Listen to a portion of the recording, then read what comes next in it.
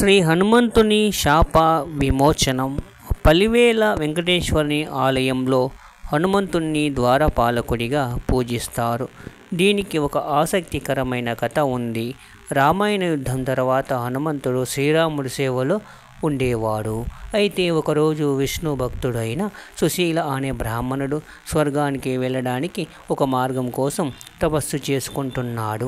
అతని భక్తిని పరీక్షించేందుకు విష్ణువు హనుమంతునికి ఒక పని అప్పగించాడు.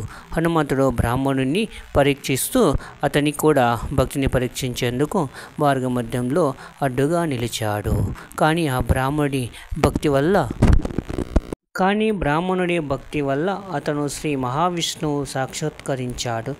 ఈ ఘటన చూసి విష్ణువు హనుమంతుణ్ణి శాపించాడు. నీ భక్తిని మర్చిపోవద్దు, కానీ ఇకపై నా ద్వారపాలకుడిగా ఉండాలి. అప్పుడు హనుమంతుడు భక్తితో ప్రార్థించాడు. ప్రభు, నేను రామభక్తుణ్ణి. మీ సేవలో ఉండడం గొప్ప భాగ్యమే అయినా నాలో భక్తి నశించకూడదు. విష్ణువు అనుగ్రహిస్తూ, సరే, భూలోకంలో తిరుమల తిరుపతి దేవస్థానంలో నా ఆలయంలో ద్వారపాలకుడిగా ఉంటావు. ఆ ఆలయాన్ని దర్శించుకునే భక్తులు ముందుగా నిన్ను దర్శించి నా దివ్య స్వరూపాన్ని చూడాలి అని వరమిచ్చాడు.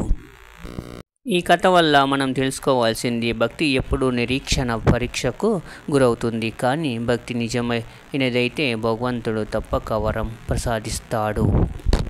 ఫ్రెండ్స్, లైక్ చేయండి, సబ్స్క్రైబ్ చేయండి, షేర్ చేయండి, మర్చిపోవద్దు. Thank you for watching.